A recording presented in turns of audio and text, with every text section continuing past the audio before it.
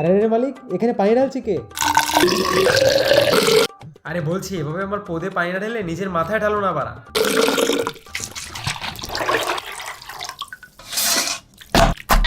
আরে মালিক, একে তো আজকে নিয়ে এসেছো আধা কেজি মাংস, তারও আবার এত বড় বড় টুকরো করেছো, তা বলছি তোমার গার্লফ্রেন্ডকে কি আজ ওইটা চুষাবে? মানে বুড়ো আঙ্গুলের কথা বলছে না।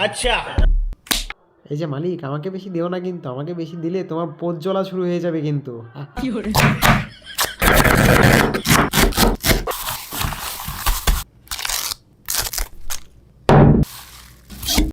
ওরে সালা, এতদিন ভাবতাম আমিই মানুষের পেছন দিয়ে ঢুকে যাই, এখন দেখছি আমার ভেতর দিয়ে চিকেন ঢুকিয়ে দিচ্ছে।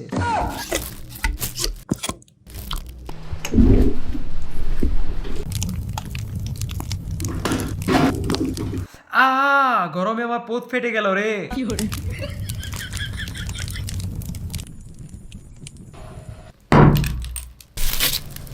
এ মালিক, মুরগি যখন পোড়াবে তাহলে অন্যভাবেই তো পারতে, আমার পোত ফাটিয়ে কেন মুরগি পোড়ালে তুমি?